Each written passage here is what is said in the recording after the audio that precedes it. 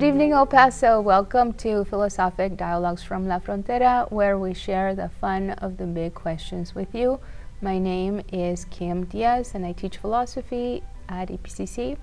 My name is Jules Simon, and I'm a philosopher and teach philosophy at the University of Texas, El Paso. And this season, we're exploring the fronteras between philosophy and other disciplines.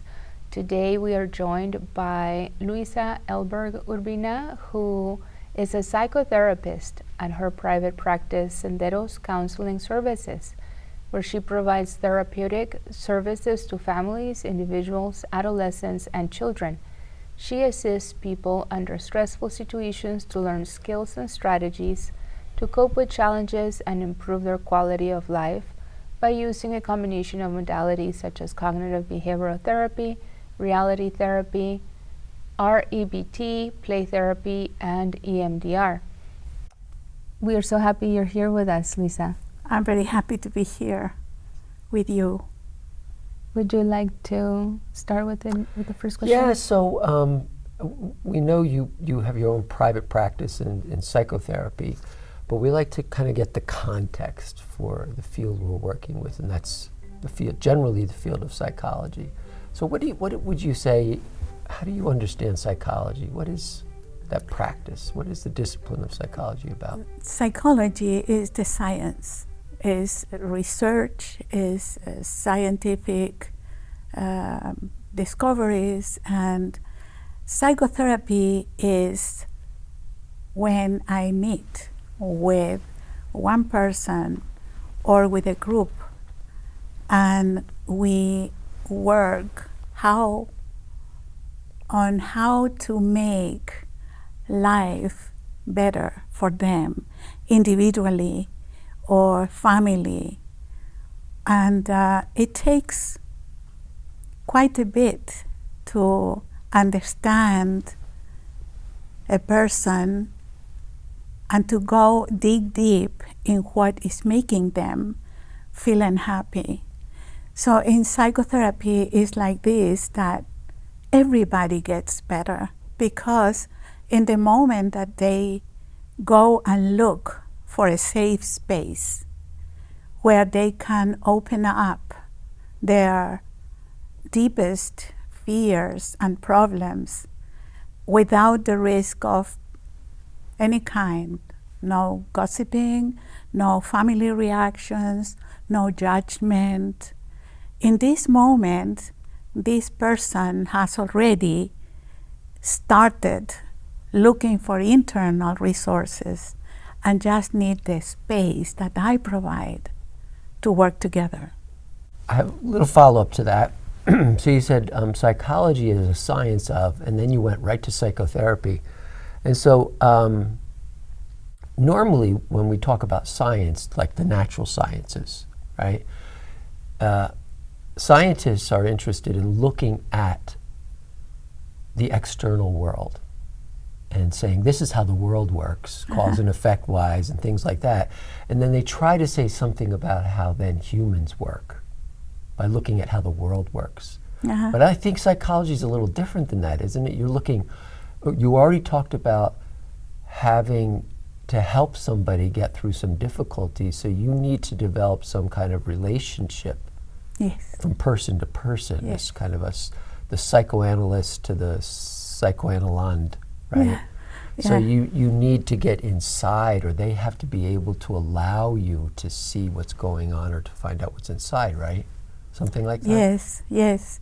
I think Did I get that? Yes. The cause and effect helps me, or helps any psychotherapist, decide what kind of approach you're going to use.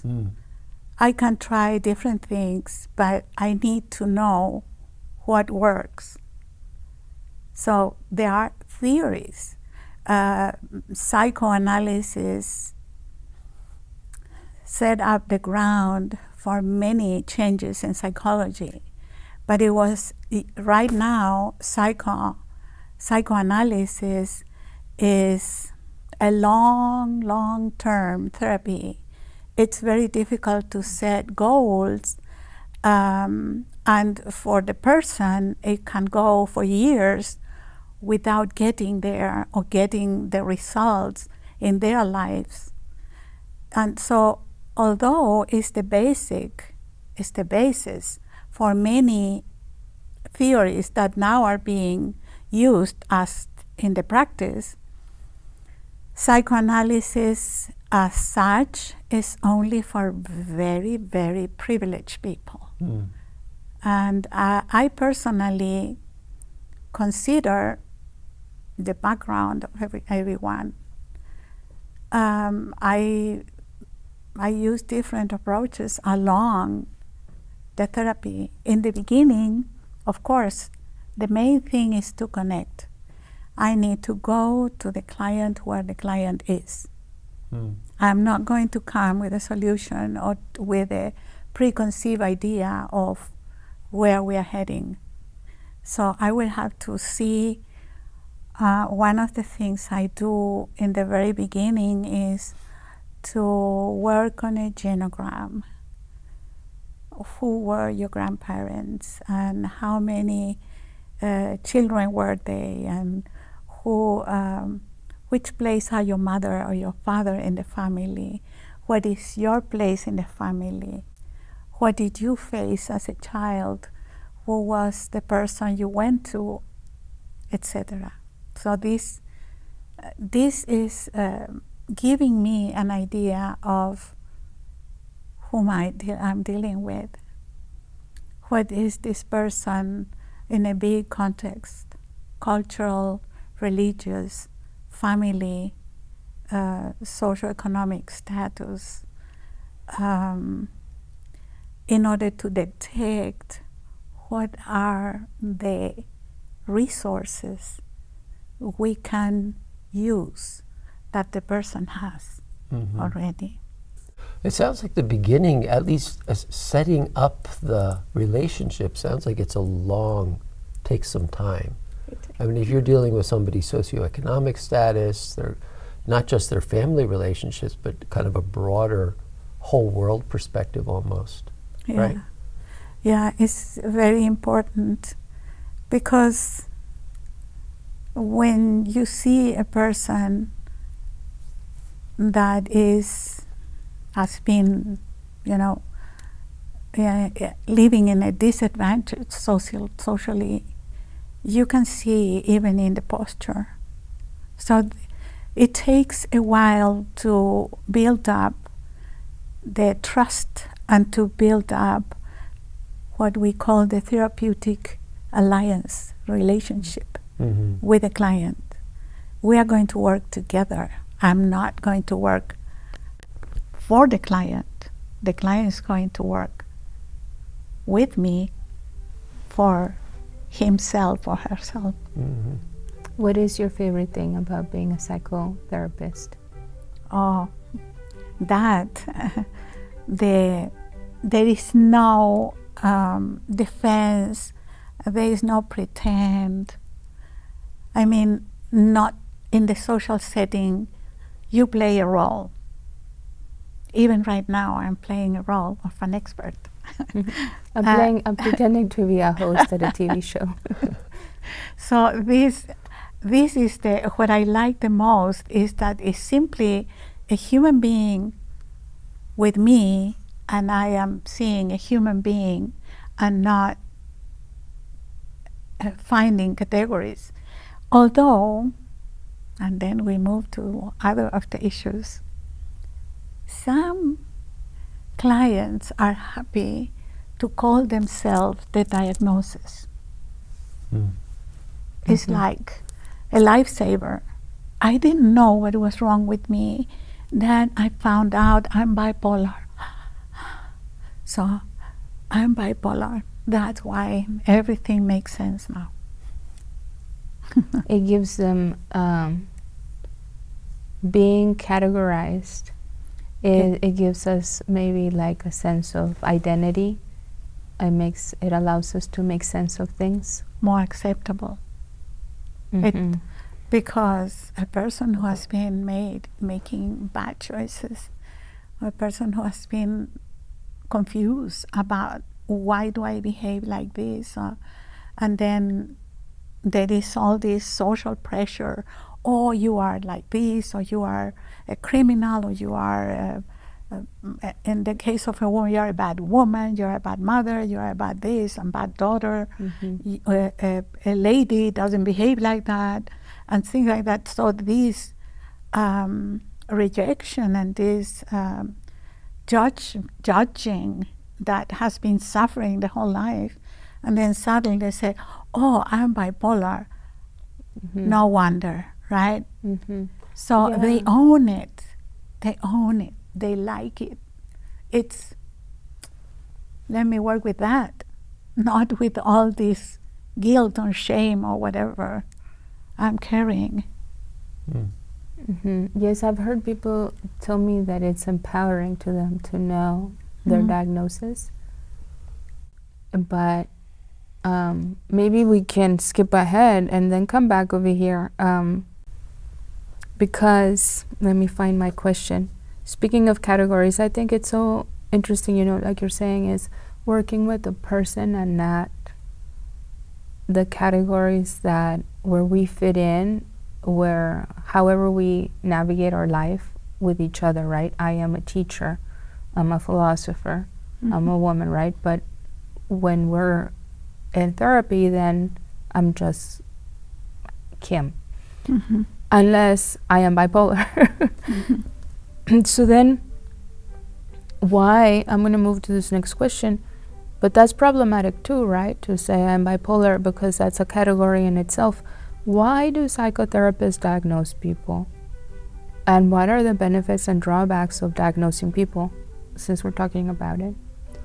Can we also ask you to say something about what it means to be bipolar? You know, what is a bipolar category? Bipolar is a person that has a very high self-confidence, completely unrealistic, for a certain amount of time, usually some weeks.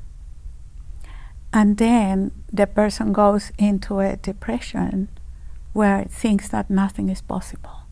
Going from I am able to do anything to I can't. I mean, everything is overwhelming. I am worthless and powerless, and I can't. They go into depression. So the main changes take several weeks. It's not from one moment to the other, because some mothers say, I think I'm bipolar. When I see my child eating all the food and I am so happy, and then the next moment I hate him because he did something wrong. I say, no, you're not bipolar. This is not what bipolar is. Bipolar is a schizoaffective disorder. It's a pathological condition. Very difficult to treat without the help. And I don't like to say it, but some, at a certain point, some medication is necessary. And so why is diagnosing, why do psychologists, psychotherapists diagnose people? And what are the benefits, what are the drawbacks? Well, if I want to make a living out of being a psychotherapist, and I want to reach to everybody, not only rich people who can afford to pay cash, then I need to have and apply the DSM-5 and describe the clinical picture of these symptoms or the syndrome that is meeting these criteria of the DSM-5 for the insurance. They will accept, okay, this is a disorder, this is a mental illness and needs attention, and we accept that. So if I want to use the insurances, I will need a diagnosis for them. To justify your services. Yes. And what are the drawbacks? That one, that you, the client will not take ownership of choices and decisions and behavior, but they will say, "Oh, it's because I'm bipolar. Oh, no, it's because I'm have this and that." I mean, they can. I am OCD, so they come and move things on the table, and I'm OCD. I'm ADHD. So that they go around calling themselves the diagnosis. This is what I find that is not very good, because you are just your name and your life. I'm gonna follow up with that. You mentioned it takes away the agency, right? And I'll blame my choices on my diagnosis. Yes, but if they have been blamed, then they feel better. They have been blamed for what they do, for what they have chosen, for what they have done before. So they are concerned with, okay, it must be another explanation that is not, I don't know how, I don't want to be accountable for. Right. There's a line from William James that I like. He says, "Experience boils over categories." You can't categorize experience into nice little Yeah, I right? agree with that. However, the reality of my work not always allow that. Right. Yes. I like also from William James that quote that says, "Experience growth on the edges." Yes. And you introduced me to William James. Experience grows at its edges. Yeah. And I think, I mean, it is at this moment in time, this, right? Be it bipolar or whatever other condition. But I think besides taking our agency, if we explain our behavior in terms of my condition, it limits us because we are growing as humans, and in 5, 10, 20 years, so to say I am this, whatever it is, whatever category, I am a teacher, then it limits what I can become. And I think thinking about philosophy and thinking about psychotherapy, I don't know who it was, if it was Wittgenstein or Plato, but one of them said something like, philosophy is just therapy between now and the moment we die. Do you remember who it was? I think that was Wittgenstein. Yeah, something like that. He's a big therapy guy. Yeah, it's changing. I mean, it's changing with you. It allows us. It's moving with you. Like the environmental factors that determine behavior, I mean, they can change. The food you ingest, the activities you do, what you are forced to do or not do, the education, I mean, everything that happens along your life will change the way you see the world and yourself.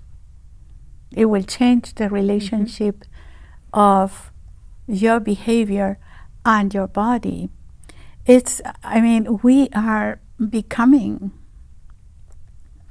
and becoming means also taking from the environment or from philosophy or from what you read, what you eat, what you need, and it will be changing you constantly.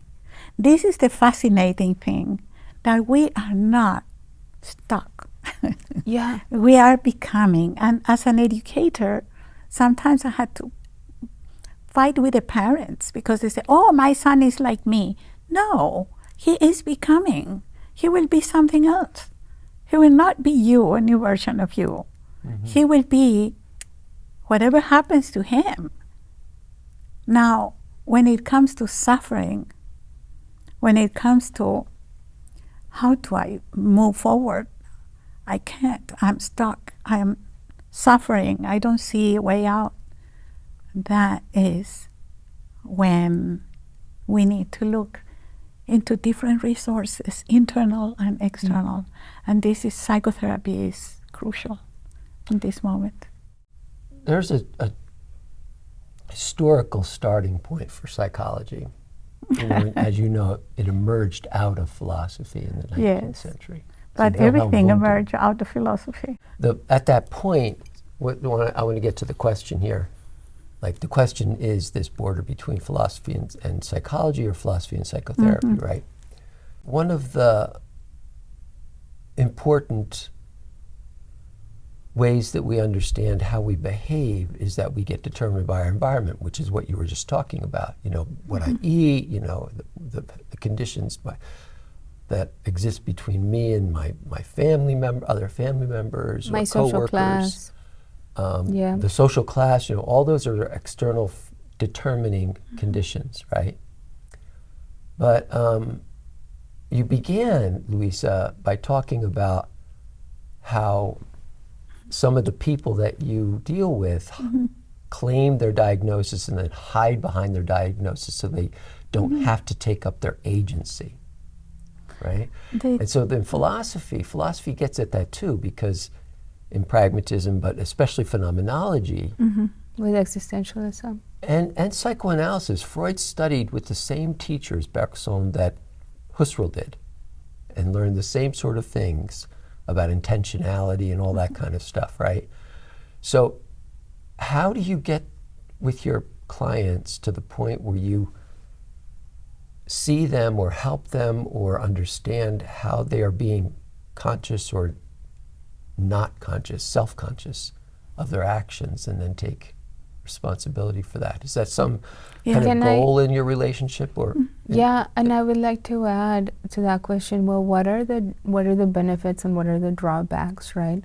Are there benefits of explaining our behavior through, or you know, my choices, right? Explaining my behavior because of my diagnosis, or because of my social class, or because of I was the first in my family, right? Whatever.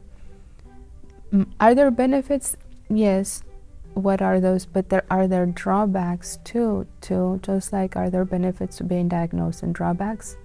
What are the drawbacks of explaining my behavior away through my diagnosis? That you can put it on the way of change. I cannot change because I'm ADHD. Well, I can't. So it takes a while, but it's fine. You can work with someone because they feel bad about their behavior and they found something to make it better. So when they start realizing that their behavior can be changed without the guilt, without the shame, is there we begin to work in internal resources or different pathways. But that's the key that I was getting to, is this moment of them realizing, or to put it in different words, becoming self-conscious or self-aware of, you know, their actions and the role that they're playing in determining those actions. That's I love that question, because what my preferred form of therapy is EMDR. What is it? And EMDR is just initials for eye movement, desensitization, and reprocessing. So it's okay. It's a mouthful. What happens with EMDR used in cognitive behavioral therapy, the wrong thoughts about yourself, the wrong thoughts about what will happen, or predictions, or seeing your life in the future. But you start there, and let's go to the main essence of what you believe about yourself. Let's go to this. Let's formulate that and give it to me with an I statement. I'm a loser. There's no way around. Okay. I do not contradict. I do not tell them think twice or look at you have done. I say, okay, go with it. And now we go to the connection. Where in your body you feel a disturbance when you deal with this? They will say, close your eyes, think, I'm a loser, and scan your body for any disturbance. You say, I feel it in my throat. I feel it in my stomach. My legs are heavy. My neck. I said, notice that. Notice how valid it is that you are a loser from 1 to 7. And then I assign numbers. It's cool, huh? Say, it's a 7. Look, all my sisters, all my brothers do this and this and that, and look at me. Okay, go with it. Go with it. Take it. Own it. And then move your eyes. And something happens when they move their eyes. Something happens. It's an internal conversation. Yeah, that's so interesting because, I work, as you know, I work in phenomenology. Yeah. And so in phenomenology, it's a first-person sort of philosophy, right? You start with the experience of the first person, right? And then you work your way to the world, right? But you have to find a way to get to know yourself. And this just reminds me so much of that kind of emphasis on one's embodied experience in their lived world, right? And so you're scanning the body in the process, right? And then they become aware of themselves as embodied, right? And that in fact... It's a nice connection. Yeah, so in fact, some sort of disturbance in their body, they can pick up on that because they're able to focus better through this activity you do with them, right? Am I tracking this right, Luisa? It is so amazing. It's an amazing kind of therapy. Yeah. You do sets of eye movements, and you pause and you say, do you notice something? And they say, I notice I'm more calm. Okay. And then you keep going. Then you can ask, how valid is that you are a loser? 4. It really is so amazing. Yeah. I sometimes I think, really? I mean, is that true that is happening? Because you don't see the process, it's internal. It's happening inside. Exactly, and that's that difference between the natural sciences and this kind of science, this kind of knowing, is that it's invisible, right? You can't see what's going on inside another person. I see it in the eyes. You see it in the eyes, right? I see it in the eyes. That's the level that, and this is again phenomenological as well, but that's the level of sympathy and empathy and the ability to connect with somebody, not just cognitively, but through this embodied connection, right? And then I ask, that's wonderful. How is the tension in your throat? Right. It's gone. Yeah. So, really, And then I say, this is what they talk about when they talk about miracles.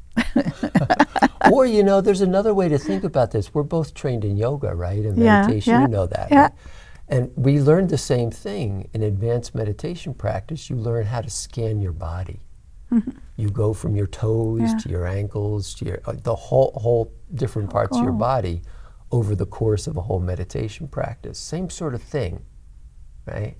Because you're becoming aware. I'm becoming aware of my embodied condition in a way that I don't normally do because we get so caught up in obsessive, Yeah. as obsessive compulsives that we are, I right? don't see Yeah. these people. Are you? I wanted to mention when you say and you go with it. It reminded me of right now I'm teaching propositional logic to my students, and I'm teaching them the rules of deduction. Oh, I don't know about that. Wait, hold on. So then one of them is called RIA, reductio ad absurdum. You reduce something to absurdity. So, but we use it. We humans use it, and in a way you're using it too. It's just that with the logic that I'm teaching them is very binary, and this seems to be a more of a process. Because basically it's like if I want to prove that P, I'm going to assume that not P, the opposite of what I want to prove, and I go with it. And going with the not P leads me to a contradiction. And based on that contradiction, I can then dismiss my assumption, my mistaken assumption, and assert P. And it's a little bit of what you're doing, because it's like, well, obviously you don't want to say, oh, you're a loser, okay, you're a loser. But you're like, okay, let's just go with it. Because you want to prove that he or she is not a loser. Yeah. So let's go with it. And I don't know what happens in there, right? But they realize that they're not. And so it's also called indirect proof. By you go at it indirectly by going with it. Let's just assume that you are. Let's just go with Yeah, that. it's like the negative hypothesis in research. Now, when I had one experience, if I can share that, is in one of the trainings for EMDR, they asked me, where did you feel completely that you don't fit in, and how did it happen? And I started, thinking back, and I remember in kindergarten once, I was 4, everybody was 5. 1 year different, it was different. I was big, was always very. And I was sitting there, and they gave us, all of us, papers to cut. And I started cutting the papers, and I was looking. And then I finished cutting the papers, and it was supposed to come this tribe of kids holding hands, and mine fell apart completely. And all the others were, hey, look! And I was there trying to hide the little pieces. Feeling inadequate. It was so absurd, the way I was crying so badly with this, remembering this situation. It was unbearable for me. And then, okay, they made me move my eyes. Move your eyes, move your eyes. And then I started saying, I was 1 year younger. It was my second day in this place. I was missing mommy. I was missing home. I was feeling completely lonely. And I was younger. Nobody helped me. So, no, it's everything okay. It's only that I was not supported enough. So. You're okay. That was a good self-exploration, You didn't need a diagnosis to get there. Just a little research into your genealogy. No, it was just, practicing some skills. Exactly. You conduct. But I have a bigger, did you want to ask another question? No, you go ahead. To follow up there on this. So the fitting in part, and so now you're a successfully practicing psychotherapist, right? Would you describe yourself as that? successfully. Well, you know, a working psychotherapist. I don't know Yeah, what I success am. is. Every day I have the opportunity of seeing some impact on someone's life. Yeah. If it is a child, if it is young lady, a teenager, an older man. I mean, Yeah, you're giving. I am I am blessed. I am privileged. You're privileged and blessed with being able to help others. Yes. Because of your own personal experience. And so that was my question. How do you think, I want to get to my question, how do you think the fitting in part works for you understanding the big movements in your life, going from Chile to Germany to here? Did you not fit in Chile somehow and then you had to leave, or did you not fit into Germany somehow and ended up fitting in here somehow better? I think this I know is you a go back to these therapy other session places, Luisa, all the time, right? Because ultimately you're from these places, right? Yeah. But then you left them.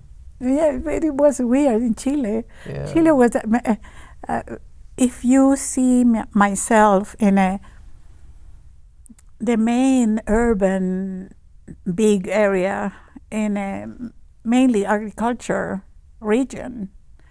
So that was the center for commerce, for everything. But my father was, or my grandparents came from Russia as Jewish immigrants to Argentina. And then my father moved to Chile and met my mother. My mother was Chilean for many, many generations. But my father was completely different than the parents of other kids. So when I was going to a Catholic school, who was the best in, and my father was Jewish, and I would come home and try to discuss the Old Testament with him, and things like that. They were nuns, German nuns, my school. I also saw in the family dynamics of my friends that my father was completely different.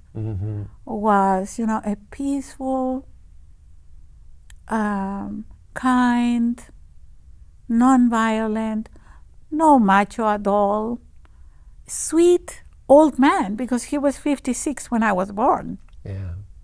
So it was, he was very indulgent with me. Nobody ever criticized me except my brother.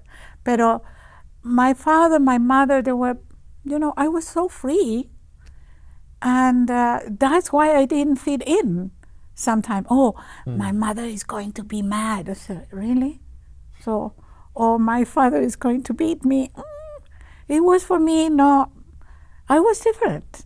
Yeah. I was just too, and that's why I was too wild also. I didn't know the regular boundaries. So, but there was a regularity.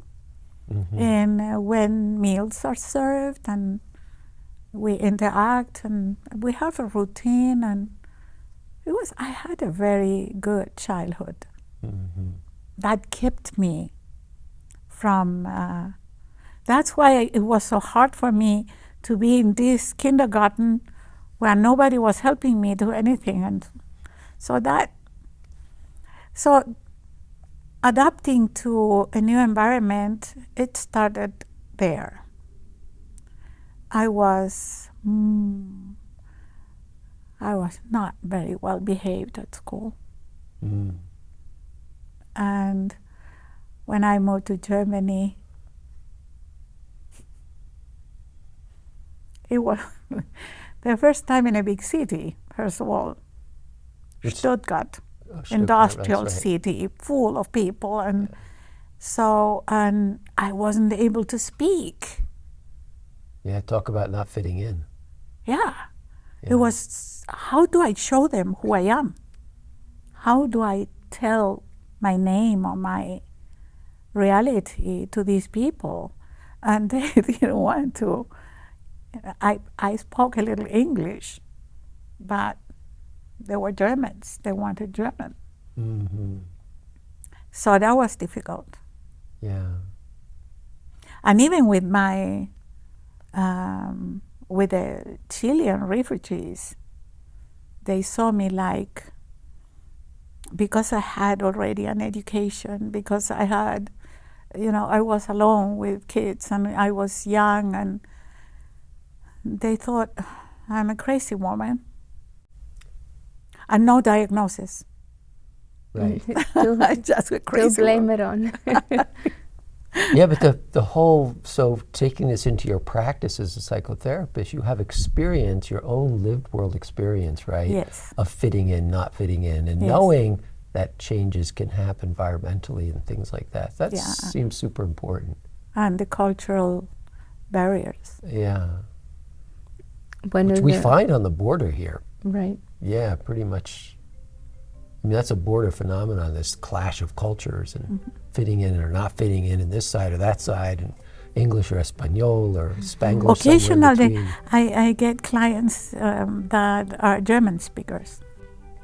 I wanted to ask you, why do you think people do bad things? Okay, I think I will have to ask you both. What is considered bad things? For me, do you want to say? No, go For ahead. you? I've been talking a lot. For me, bad means like, self-defeating. Self-defeating. If I want to study, if I want to do well in my class, but I procrastinate. Is that Or- bad? I think it's self-defeating, right? Because bad is such a bad, bad way of, it's such a broad, but bad I mean unhelpful, unhealthy. Damaging their own resources. Mm-hmm. We Canceling work that. against our own self-interest at times. I think it is the idea that it's not possible that I succeed, or it's not possible that I do anything right. I think it has So some a belief. lot to do with, and also with the lack of habits. The habits. There's also William James. Mm-hmm. Habits make everything easier to accomplish. If the habit was created that a certain time you sit down and you study, then it's easier than just defining and determining when are you going to do it by yourself. It's not the habit, it's not there. And I didn't have the habit of studying. So it's habits, maybe what we've learned. I mean, how many times in relationships, right? We want to, our goal is to spend the rest of our lives happily, right, forever after. But we act against our own self-interest. And even though that is our goal, we lose our temper with the other person. We start screaming at them. We're not grateful. We don't let them know that we're grateful for. We allow, we think, well, or with our friendships too, we don't treasure. That's what I mean by bad. Like, we act against our own self-interest. If we have a goal, we do things against that divert us from our goal. So, but it's probably in a certain moment, it's not a priority. On the other hand, I need to work. I am good in therapy with couples, and I work only with two basic concepts: the concept of respect and boundaries. So that is What actually. are those? Just What kidding. are those? What are those? Boundaries is self-respect. Boundaries is to say, listen, it is urgent that I finish this. and this is my priority for the next 3 hours. I will not pay attention to you, or I will not cook, or I will not whatever, because I need to finish this verse. It's my priority now. And so in this moment, I'm setting boundaries, but I'm not. I am demanding the respect of the other one, but I am not offensive. But if you cannot articulate that, or if you do not expect the respect from the other part, then you will be grumpy. You will be offensive, or you will be angry. And I want to learn more. I want to be trained in Gottman's, I think we're talking about that, Gottman's couples therapy. That is, it has the 4 horsemen of the apocalypse. And the worst one is contempt. When you say, yeah, again, this person bothering me. And then you start saying things like, are you going to start again? Or, there we go again, or whatever. So you completely invalidate what the other one has to say. Is respect and boundaries can be spread into how are you going to manage situations, but it doesn't work because it's very general. So I need to go and learn more about specifics. I mean, just being the bad part of it. Okay. Why do people do bad things, right? I mean, you can get down to very, very basic sorts of concepts like, well, it's bad to hurt yourself, right?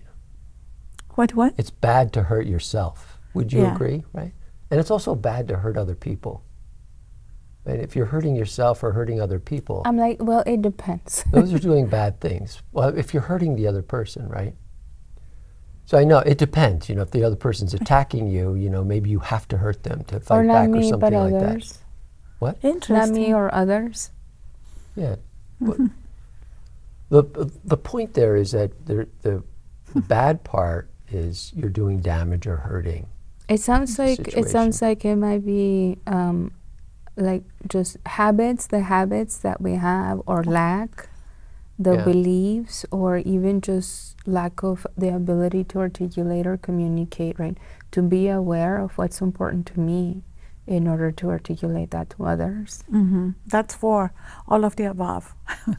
Right? It's just all of the above, because one thing leads to the other, and there are many different factors in confluence to a certain behavior.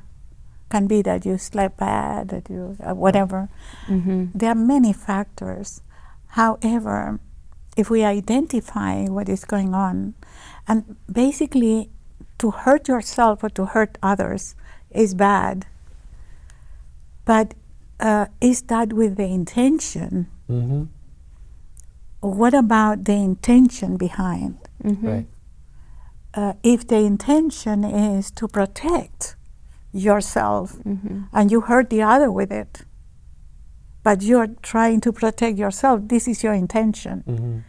Or if you want to discourage the other one and you are offensive so that leaves you alone, this is also an intention of and very disrespectful. So it's just we need to talk about individual.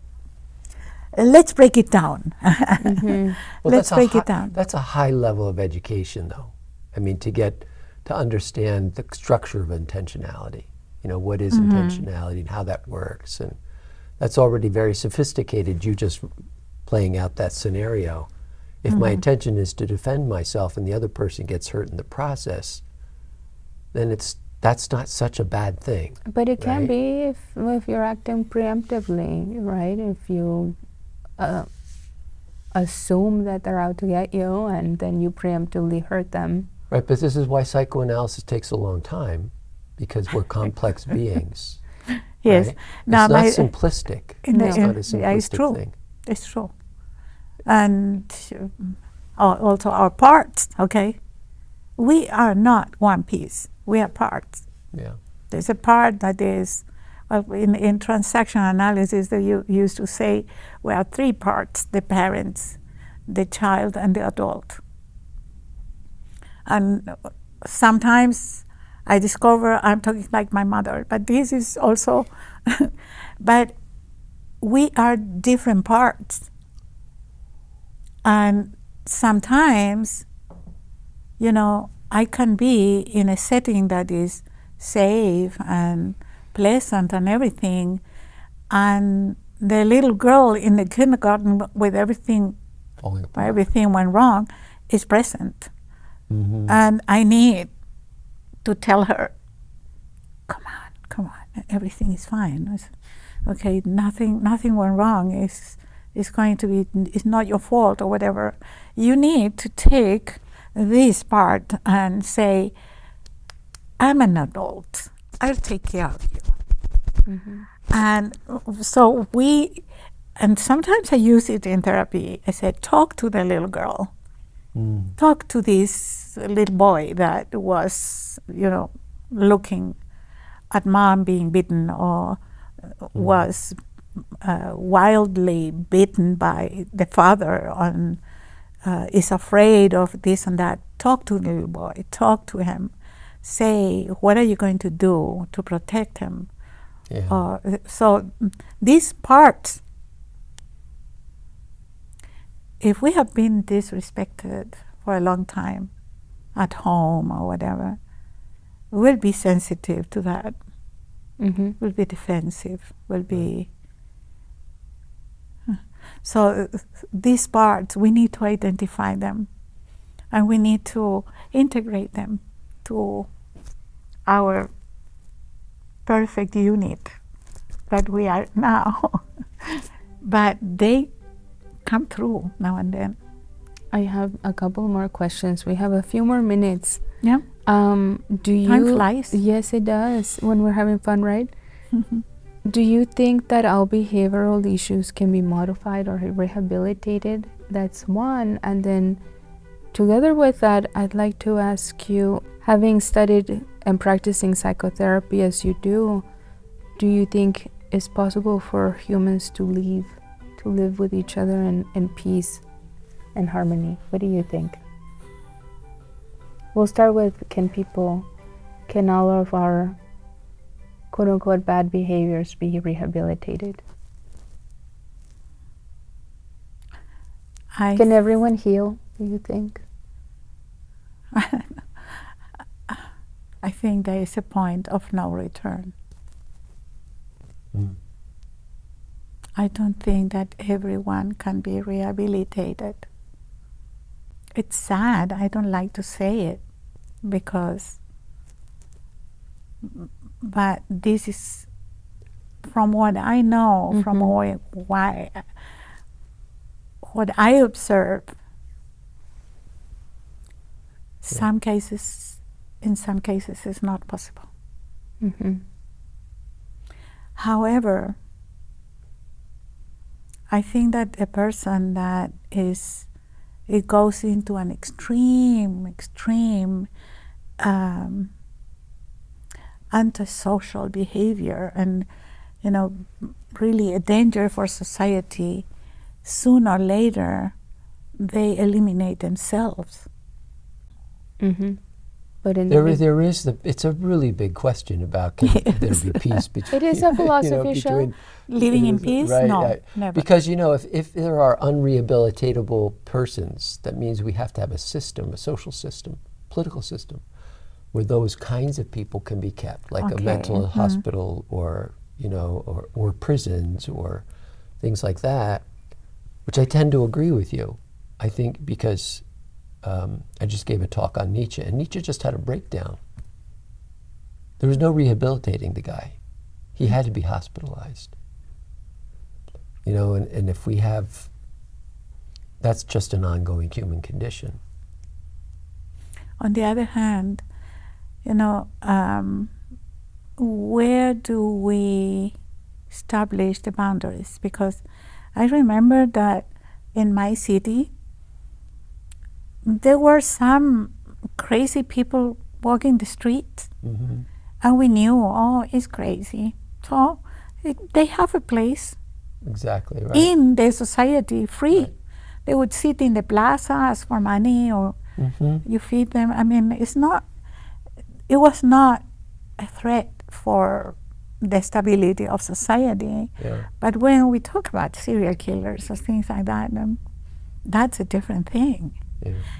But to live in peace, okay, I like that. There is a quote of Eduardo Galeano. He says, utopia is in the horizon, and then you walk and walk and walk towards this utopia. But the more you walk, the further it goes. It's like the You end of never the reach rainbow. it. And then he says, they tell him, oh, what is it?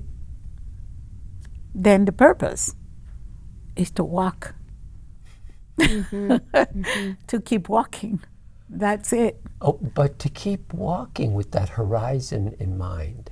Right? Yes. The horizon that there is. Exactly. Right, that there is this Yeah. possible. So possible let's in go. whatever way I'm walking, it's possible that peace might happen here. Yes. Right. I love that. I mean, I think it's true. Yeah. I think, That's a good note to.